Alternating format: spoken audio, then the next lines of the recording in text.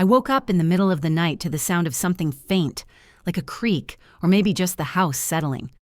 At first I thought I had been dreaming. My eyes burned, heavy with sleep, but something tugged at me, pulling me out of bed. It was like an invisible hand was guiding me toward the bathroom. My throat was dry, my chest heavy with the kind of unease you can't quite explain. I flicked on the dim light above the mirror, and that's when my stomach dropped. There, across the glass in bold, smudged streaks of red lipstick, were words that didn't make sense at first. My eyes squinted, my brain lagging behind my vision, and then it hit me. Don't trust the person sleeping next to you.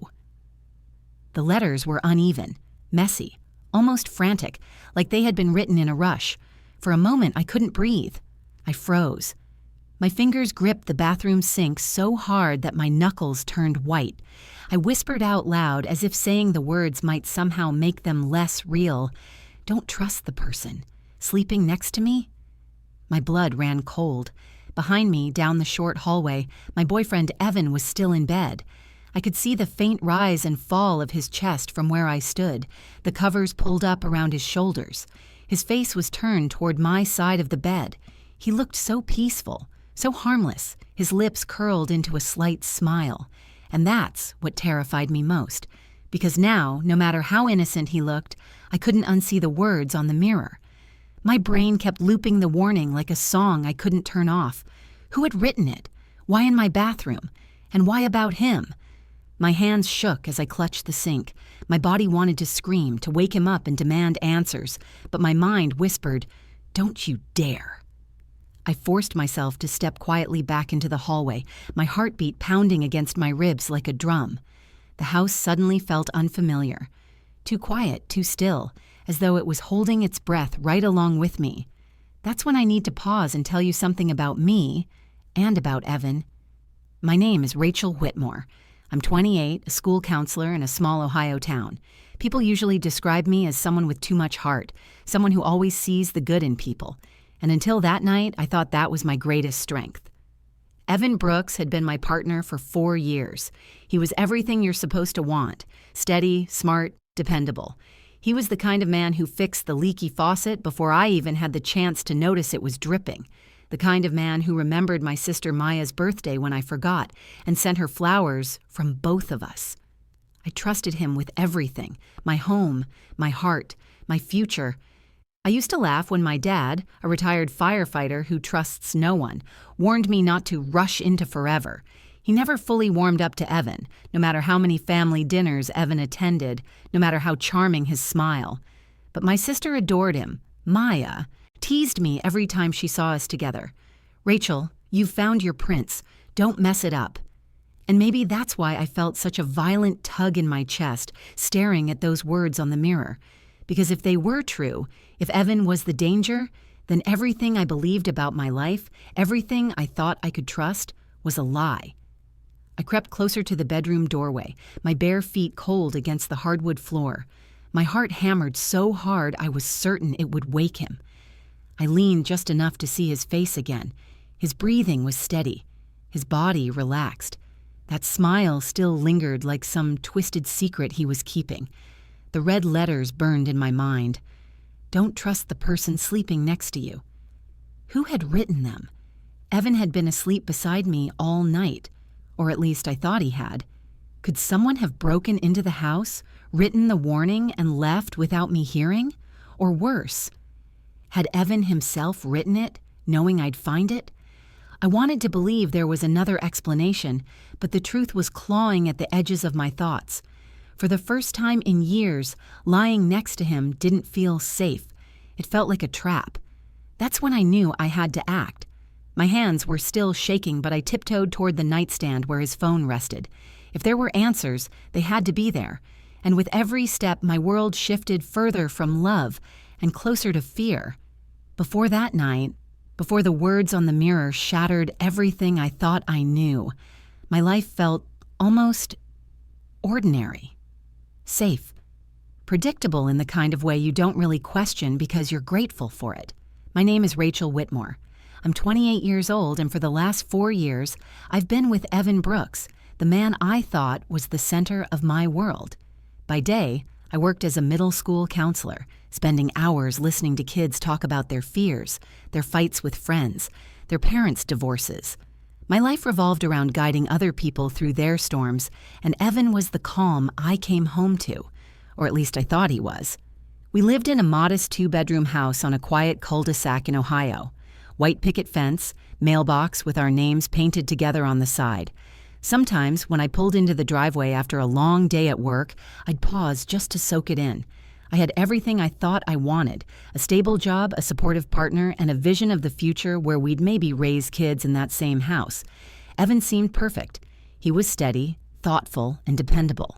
He'd leave notes in my lunchbox like, "Hope your day is easier than yesterday." He knew how to make me laugh even after I'd had the worst sessions with students who carried burdens far too heavy for their age. He had a quiet strength, the kind of presence that made people relax around him. My family, well, they had mixed opinions. My younger sister, Maya, adored Evan. She was 23, studying nursing, and constantly teased me. "Rachel, if you don't marry him soon, I might steal him for myself." She said it playfully, her dark eyes twinkling, but I could tell she meant every word of admiration. My dad was different. David Whitmore, a retired firefighter, was a man who saw danger everywhere. It wasn't paranoia, it was experience. He'd run into burning buildings for a living. He knew how fast everything could go wrong. And no matter how many times Evan smiled at him over Sunday dinners, no matter how many times he offered to help carry groceries inside, my dad never fully relaxed around him.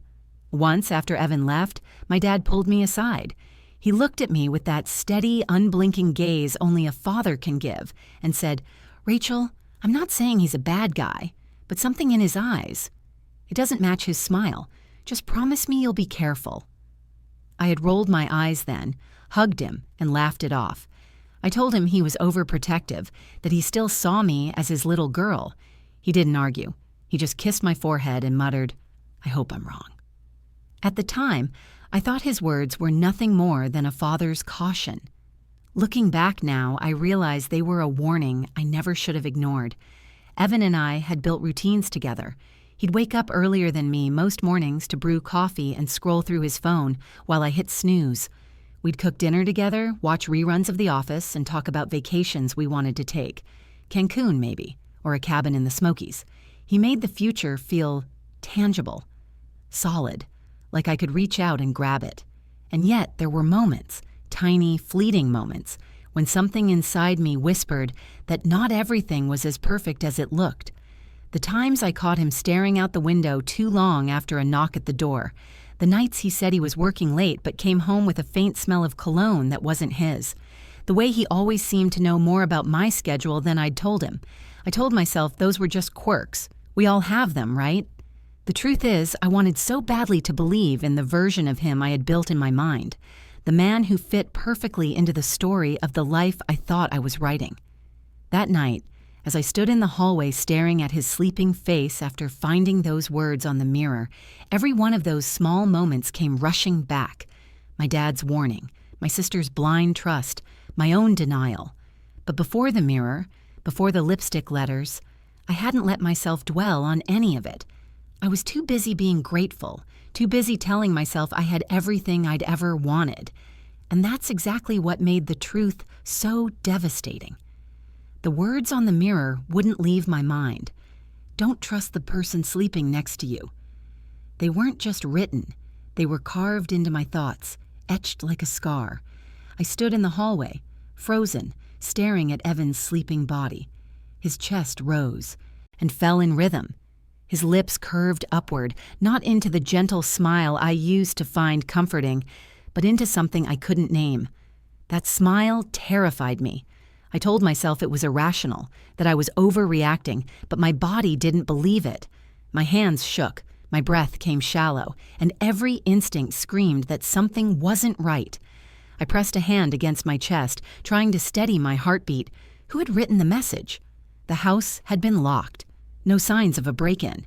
That meant either someone had gotten in without us noticing, or, the thought made my stomach turn, it had been written by someone already inside. I swallowed hard. That left only one possibility. I forced myself to creep closer to the bed. The hardwood floor creaked beneath my feet and I froze, my entire body tense, as though Evan might bolt upright at any second. But he didn't. He just kept breathing, kept smiling. I stood there, watching him, my mind a storm of questions. Did he write it? Why would he? Was it a sick joke? A threat? I wanted to wake him up, to demand answers, but fear held me back. Because what if the warning was true? What if the man I had trusted for 4 years was dangerous? What if opening my mouth meant I'd never get the chance to speak again? I backed away and glanced at his phone on the nightstand. The thought of touching it made my stomach twist. I had never gone through his phone before. That wasn't who I was. I had always believed trust was the foundation of love. But now those words on the mirror gave me permission. No, they forced me to cross a line I never thought I would. My hand shook as I picked it up, the glow of the screen lighting my face in the dark. I pressed my thumb against the sensor, and to my surprise, it unlocked. My breath hitched. At first, everything looked normal. Work emails, a few unread notifications, nothing alarming. But then I saw a message thread pinned to the top, labeled Maya. My blood ran cold. My sister, my best friend. Why would he be messaging her? With trembling fingers, I opened the thread. What I saw made my stomach drop. It wasn't my sister. The messages were wrong, cryptic, unsettling. She doesn't know. You'll have to do it soon. Don't leave any traces. My breath caught in my throat. I scrolled faster, desperate for context. Each line was worse than the last. There was no mention of nursing school, no emojis, no silly inside jokes the way my sister texted. This wasn't Maya. Whoever this was, Evan had saved their number under her name. I whispered into the darkness, barely audible. "What are you planning, Evan?" I glanced at him again, still asleep, or at least pretending to be. That smile lingered, and suddenly it felt less like a dream and more like a mask. I wanted to throw the phone, to erase the messages, but instead I snapped photos of the screen with my own phone. My hands were shaking so badly that the images blurred, but I kept going, needing proof, needing to know I wasn't losing my mind. I tiptoed into the kitchen, every shadow pressing down on me, and dialed my real sister's number. My voice cracked when she answered. "Maya? Tell me you've been texting Evan. Tell me it's some kind of joke." She sounded groggy, confused. "What?" "Rachel, no, I haven't talked to him in days. Why?" I pressed my hand to my forehead. "Because there are messages on his phone, under your name. They're not from you." Silence. Then her voice sharpened, fear seeping in. "Rachel, get out of the house, now." I glanced down the hallway, back toward the bedroom. Evan hadn't moved. The house was silent, but my sister's words hit me like a siren in my head. I whispered, "I can't. Not yet. I need to know the truth." The conflict tore me apart. Part of me wanted to grab my keys, run barefoot into the night, and never look back. But another part of me, the part that couldn't stand the unknown, needed answers. If Evan had been lying to me, if he'd been hiding something, then I had to uncover it. So I stayed. I crept back to the bedroom doorway, phone still clutched in my hand. I stared at him, sleeping, or pretending to. The smile had faded, his face now unreadable in the shadows. The mirror's warning replayed in my head like a drumbeat. Don't trust the person sleeping next to you. And for the first time since I met him, I didn't. I stood in the hallway, my body trembling as though every nerve had been set on fire. Evan's phone felt heavier in my hand than it should have, its screen still lit up with those cryptic words. "She doesn't know. Do it soon." No traces. My heart pounded so loudly that I was sure it would wake him. I pressed the power button, watching the screen go black, and set it down as quietly as I could on the nightstand. I didn't dare put it in my pocket, not when he might notice it missing the second he woke up. My sister's voice still echoed in my ear. "Rachel, get out of the house, now." But I couldn't. Not yet. If I left, I'd have nothing but a terrifying story and blurry screenshots. Who would believe me? My dad, maybe. But the police? My friends? They'd look at Evan's clean-cut smile, his calm tone, his perfectly crafted life, and think I was paranoid. I needed something concrete. So I made a choice that night, one that could either save me or destroy me. I was going to gather proof. Moving quickly but carefully, I snapped more photos of the messages, checking twice that they were clear. I tiptoed back to the bathroom and took a photo of the mirror, the lipstick still smeared across the glass like blood. My reflection stared back at me, pale and frightened, eyes wide with the kind of fear I'd only ever seen in my students when they talked about monsters under their beds. Only this monster wasn't in the closet. He was in my bed. I sent every photo to Maya, my real sister, and typed out a frantic message. "If anything happens to me tonight, show these to Dad." Her reply came almost instantly. "Rachel, please leave. Don't try to play detective." I stared at her words, my chest tightening. She was right, but I couldn't shake the thought. If I ran without understanding the truth, I'd spend the rest of my life looking over my shoulder. I needed to know who Maya on his phone really was. I pulled up the contact details. No photo, just a number I didn't recognize. My thumb hovered over the call button, but I hesitated. What if the sound woke Evan? What if the person on the other end realized I knew? Instead, I copied the number and sent it to my sister with a short message. "Find out who this is." I returned to the kitchen and sat in the dark, every creak of the house making me flinch. My father's voice replayed in my head, that moment months earlier when he'd warned me. Something in his eyes doesn't match his smile. At the time, I thought he was being overprotective. Now I wished I'd listened. As the minutes dragged by, I started preparing in other ways. I slipped my keys into the pocket of my robe. I made sure my phone was charged. I even checked that the back door was unlocked in case I needed to run without warning. Every small action felt like building an escape plan from a prison I hadn't realized I was living in. Then my phone buzzed in my hand. A text from Maya. "Rachel.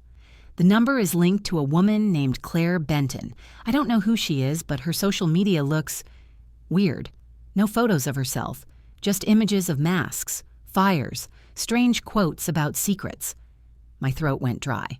Claire Benton, a stranger tied to my boyfriend, tied to those cryptic messages. Another buzz. "One of her posts is tagged near your house. Rachel, she's been here." The walls closed in around me. Whoever Claire was, she wasn't just some random contact. She was connected to us, to me. I stared toward the bedroom where Evan still slept. Or at least, I hoped he did. A sudden thought chilled me. What if he wasn't sleeping? What if he knew I'd been through his phone and was just waiting, pretending, smiling to himself in the dark? I gripped my phone tighter. My decision was clear now. I couldn't just sit and wait for morning. I needed to confront him, or at the very least, be ready when he woke up. I whispered into the silence, almost as though I was reminding myself, "Stay calm. Stay smart." I straightened my back, feeling a strange mix of terror and determination. The Rachel who trusted blindly was gone. In her place was someone ready to fight, ready to uncover the truth, no matter how much it hurt. And as I stood there, staring down the hallway toward the shadowed bedroom, I realized something terrifying but undeniable. This wasn't just about saving my relationship anymore. It was about saving my life. The first pale light of morning bled through the blinds, painting long stripes across the bedroom floor. I hadn't slept a second. I'd been pacing the kitchen, clutching my phone like a lifeline, waiting for the sound of his alarm. Every creak of the house made me jump. Every shift of the shadows felt like a warning. At exactly 7:00, Evan stirred. I heard the rustle of blankets, the groggy sound of his yawn. My body locked tight, every muscle tense. It was time. I forced myself to walk into the bedroom, my phone hidden in the pocket of my robe. Evan sat up, rubbing his eyes, his hair a mess. He looked ordinary, too ordinary. He smiled. "Morning, babe." That smile. It was the same one that used to calm me, the same one my sister teased me about. But now it felt like a mask, stretched thin over something darker. I placed his phone on the kitchen table, careful, deliberate. My voice trembled, but I forced the words out. "Who's Maya?" The air shifted. Evan froze, his hand still on his knee. For a heartbeat, his expression didn't change. Then the smile faltered. His eyes narrowed. "Rachel, what are you talking about?" I kept my gaze locked on him, even though my knees wanted to buckle. "Don't lie. I saw the messages, under Maya's name. She doesn't know anything about it, so tell me. Who is she really?" Silence. His jaw worked, clenching, unclenching. Then he laughed, a low, humorless sound that sent chills crawling down my spine. "I wondered when you'd find out," he said softly. My stomach lurched. Find out what? He leaned back in his chair, tilting his head like he was studying me. "That not everything you believe about me is true." The way he said it made my skin crawl. I wanted to run, but my feet stayed planted, anchored by fear. I gripped the edge of the counter. "So who's Claire Benton? Why is she messaging you about me?" For the first time, I saw something raw flash across his face. Irritation, maybe even anger. "You've been digging." I took a step back. "Answer me." He stood slowly, deliberately, like a predator who knew he had time. His voice dropped to a whisper. "Claire isn't someone you should worry about. She's just part of what I do." "What you do?" My voice cracked. "You're a software developer, Evan. What does that even mean?" He smiled again, but it didn't reach his eyes. "That's the version of me you were supposed to know. But you were never supposed to see the rest. You were never supposed to check the phone. You were never supposed to—" His words cut off as my own phone buzzed in my pocket. I glanced down instinctively, and the name lit up the screen. Dad. I answered in a rush, my voice sharp. "Dad!" Before I could say more, my father's voice boomed through the speaker. "Rachel, I'm outside. Open the door." I barely had time to process before a heavy knock shook the front door. Evan's head snapped toward the sound. For the first time, his composure cracked. "What did you do?" he hissed. The knock came again, louder this time. "Rachel!" I bolted for the door, but Evan grabbed my wrist, his grip iron strong. "Don't!" he growled. Fear surged through me, but so did something else. Fury. I yanked against his grip, shouting, "Let go of me!" The door burst open, and my father charged inside, his presence filling the room like a storm. Retired or not, David Whitmore was still a firefighter, still the man who had pulled people from flames. He saw Evan's hand on me and didn't hesitate. He shoved him hard, his voice thunderous. "Get away from my daughter." Evan stumbled back, his mask finally shattering. His calm facade dissolved into something twisted, unrecognizable. "You don't understand," he spat. "It's bigger than her, bigger than all of you." "Then explain," my father barked, stepping between us. But Evan didn't. He bolted, out the back door, disappearing into the morning light before we could stop him. My knees gave out, and I collapsed into my father's arms, sobs breaking free. He held me tight, his voice steady. "You're safe now. I've got you." But even as I clung to him, my mind spun with Evan's final words. "It's bigger than her. Bigger than all of you." Who was Claire? What did he mean? And why had someone warned me on the mirror? The climax wasn't a neat resolution. It was a shattering, a mask ripped away, a truth only partially revealed. But one thing was undeniable. Evan Brooks wasn't the man I thought he was, and the danger was far from over. The silence after Evan ran out the back door was heavier than the confrontation itself. My father's breathing was loud in my ear as he held me, grounding me, reminding me that I wasn't alone. But even in his arms, I couldn't shake the tremor running through my body. It felt like the whole house had shifted. The walls weren't safe anymore. The floors I'd once danced on barefoot with Evan now felt poisoned. I kept staring at the smudged words still clinging to the bathroom mirror. "Don't trust the person sleeping next to you." They weren't just a warning anymore. They were a verdict. My father guided me to the couch. His voice was calm, steady, the way it used to be when I was a little girl and woke up screaming from nightmares. "Rachel, you're safe. You did the right thing calling us." But I shook my head. Am I safe? He's still out there. He could come back. He knows everything about me, about us. Dad's jaw tightened. He didn't argue, which somehow scared me more. Instead, he called the police, gave them Evan's real name and the number tied to Claire Benton. They promised to look into it, but their voices on the phone carried that cautious edge that told me even they weren't sure what they were dealing with. By the time the sun fully rose, my sister Maya was at the door, her face pale and streaked with tears. She threw her arms around me, holding on like she was afraid I'd slip away. "Rachel, I told you to leave," she whispered, her voice breaking. I clutched her tight. I couldn't. I had to know. And now I don't even know what I know. She pulled back, her eyes glistening. Who writes something like that on a mirror? Who plays with people like this? I didn't have an answer. The police dusted for prints, asked me to walk through everything step by step. I repeated it until my throat felt raw. The lipstick message, the cryptic texts, the moment he admitted I didn't know the whole truth.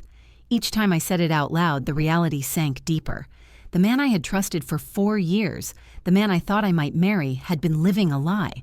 But what haunted me most wasn't the deception. It was the smile. That small, almost tender smile he wore as he slept, right after someone, maybe him, maybe not, warned me against him. I couldn't erase it from my mind. The days that followed blurred together. Friends reached out, shocked, concerned, but their sympathy couldn't touch the ache that lived in my chest. Every shadow felt like him. Every knock on the door made me jump. Sleep became a stranger, and when I did manage to close my eyes, I'd wake up gasping, convinced I'd see words smeared across my mirror again. But through the fear, there were lessons. Painful, searing ones. I realized how easily we let ourselves be blinded by love. How badly we want to believe the story we're building is the right one, even when the cracks start showing. My dad saw it. I even saw glimpses of it deep down. But I told myself trust meant ignoring doubts, when really, trust should never mean silence. I learned that danger doesn't always kick down the door. Sometimes it moves in quietly, learns your routines, holds your hand, kisses your forehead, and lulls you into believing it's safety. Sometimes danger wears a smile, and I learned that my instincts, the ones I had silenced for so long, were screaming at me all along.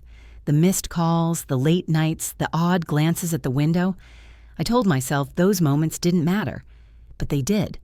Sitting on my couch with my dad on one side and Maya on the other, I whispered the truth I wish I'd embraced sooner. I used to think the scariest thing in the world was being alone, but I was wrong. The real danger was lying right next to me. Even now, with the police searching, with my father watching over me, I don't know if the danger is truly gone. Evan's last words echo in my head. It's bigger than her. Bigger than all of you. What did he mean? Was Claire just one person or part of something else? Why was I the target? The questions still hang in the air, heavy, unanswered. But there is one thing I know. I will never again ignore that voice inside me, the one that whispers when something isn't right. Because if I had silenced it any longer, I might not be here to tell this story. So if you take anything from what happened to me, let it be this. Listen to that voice.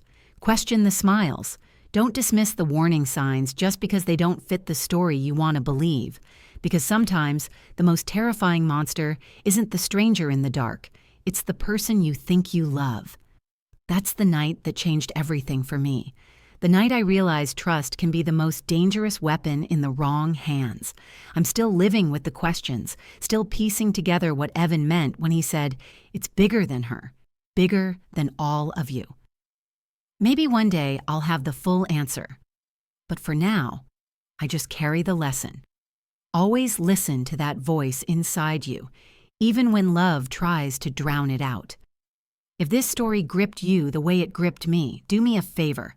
Hit that like button. It really helps get these stories out to more people. And I want to hear from you.